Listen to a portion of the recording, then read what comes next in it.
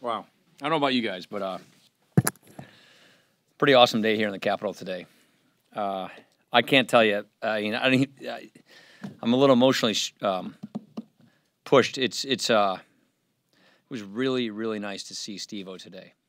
I don't think there's much I can add to what we just saw on the floor, but I can just tell you we are so grateful and so relieved to have Steve Scalise back.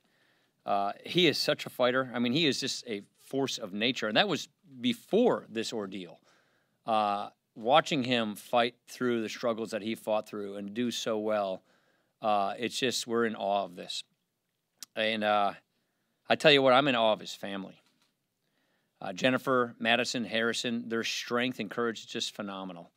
And so our prayers are answered. We're so grateful. Crystal and Bailey, that's what we call them, Crystal Griner and Agent Dave Bailey. They're just amazing people who just completely stepped up, followed their training, threw courage to the wind, and saved a lot of people's lives, including Steve. So we're just really, really happy to have our friend back. And we're just so grateful to the people who made this possible. Later today, I'm going to be up in Aston, Pennsylvania, just outside of Philadelphia. And I'm going to visit Penn Machine Works.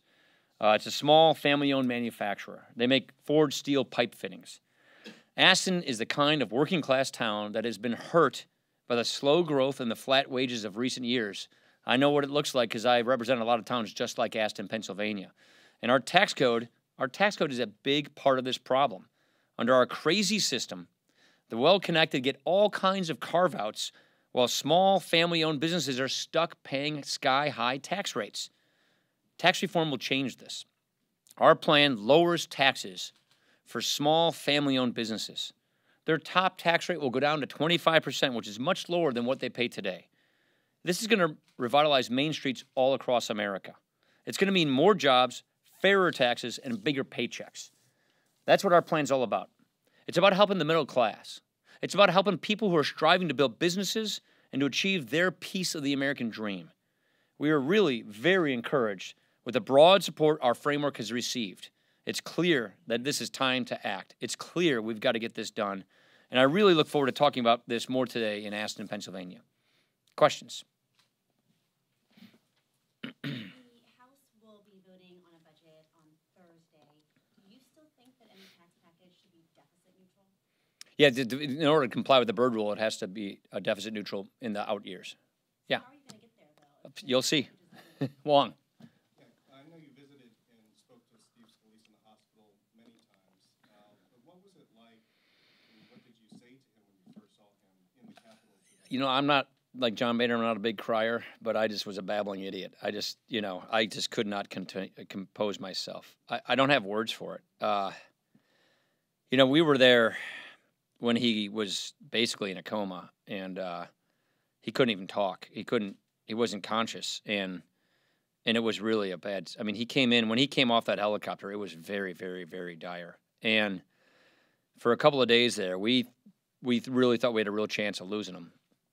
And to talk to his surgeon, Dr. Sava, he was up in the gallery, and how he mapped out just how hard a road this was going to be and how dire the situation was and where he's come from there to here, it really is miraculous. It's just amazing. And so to just see him there sitting and standing and with a suit on and Jennifer, I mean, just amazing. I mean, it was really something. So I really don't have words other than just relief and just thanks.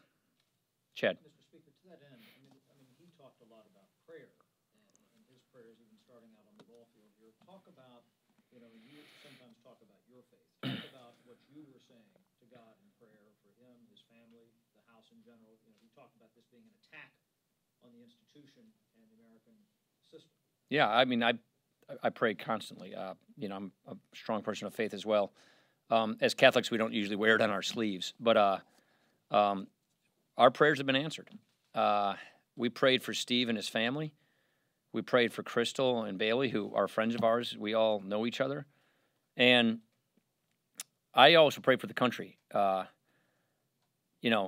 Obviously, I think the person was mentally disturbed, but to take political emotions and beliefs and to turn it into that is just an awful thing. And we have a lot of anxiety and a lot of polarization in this country because people have strong political beliefs. And I think to witness the bipartisanship that occurred right then and after, I think it's a good example to follow. I still think about that picture of the Democrats praying in the dugout when they were doing their practice that morning. And I think that's the example that ought to be set, which is we have differences. Let's keep them in check. Let's treat people with respect, and let's pray for each other. And so out of these tragedies, good things can come from it. And I think that's a prayer that's been answered as well. So I just think there's a lot to be thankful for, and it's pretty amazing. Speaker, Who are you with? Fox. Speaker, the president has given some comments in the last week about NFL players and uses some divisive language and racist language to kind of describe these black players who are kneeling for Racist? brutality. Yes. What you might take on the NFL, or I want your what's? take on the president's comments and if Well, I haven't seen all of his comments, other than look, clearly people have a right to express themselves how they want to. That's the First Amendment. What I don't think people seem to get is when you do it on the flag and the anthem, it looks like you're protesting against the ideals of America, the patriotism, the people who put their life on the line, have given their life for the country. So I just don't think the proper. I think it's misguided to protest the anthem and the flag because people don't see it as an issue on some political issue. They see it as protesting against the people who have given their lives for this country and the ideals that we all strive for to make a more perfect union. And so that's the point that I think some people are missing in this debate. Yeah.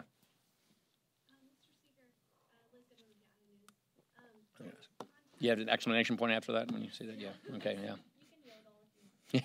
No, I'm good. I'm good. So the president has stressed again and again that his tax plan will not benefit the wealthiest Americans. And I was wondering if you could commit to keeping that promise and if that would include a fourth income tax. Yeah, so the purpose of our tax plan is to help the middle class.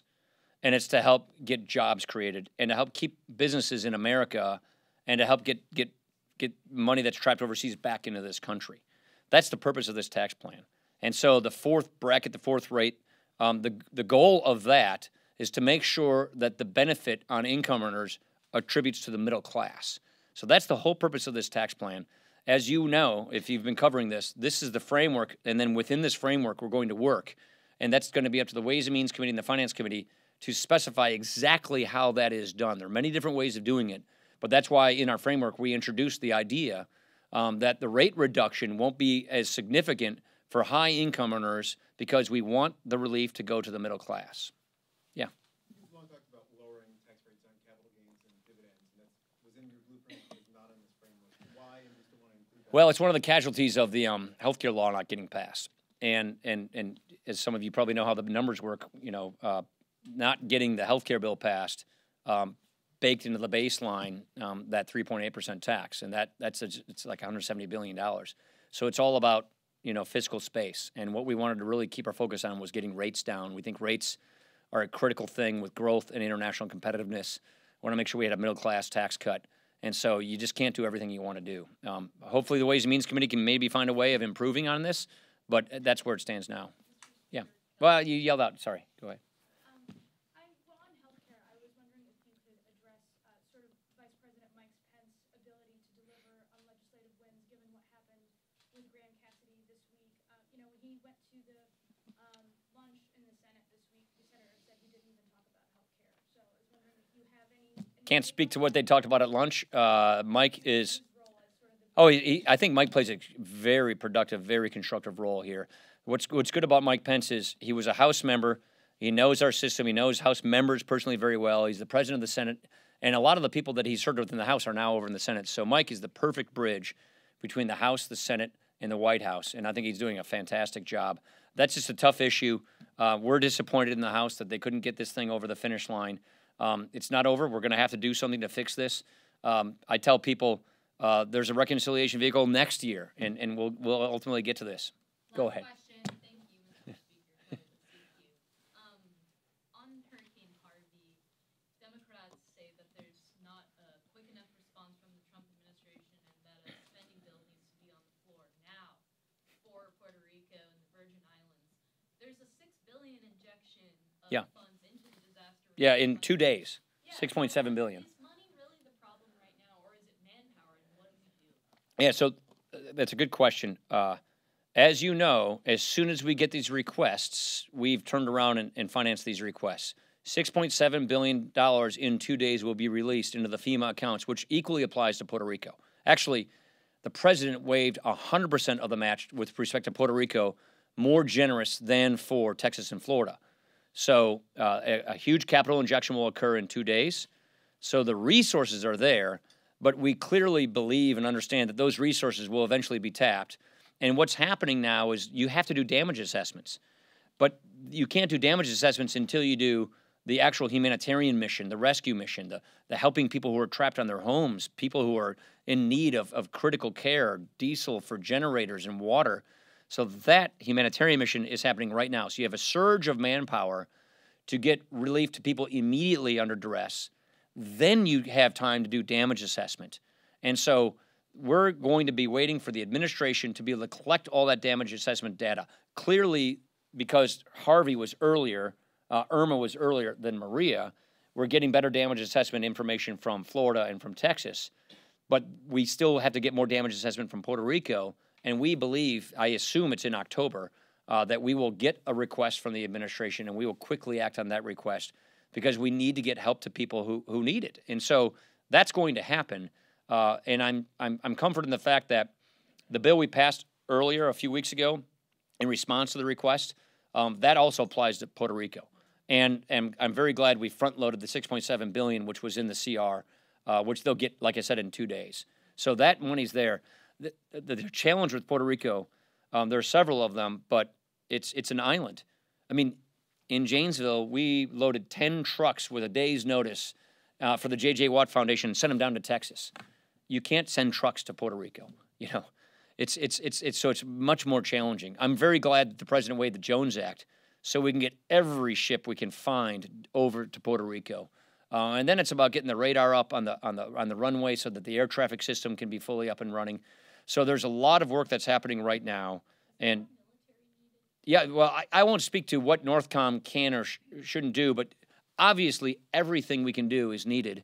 And there is military involvement clearly happening right now. The hospital ship, the C-130s, the National Guard. So there's a surge of resources. We just got to make sure we can do everything we possibly can for our fellow citizens who are in Puerto Rico. Thank you very much, everybody. Appreciate it.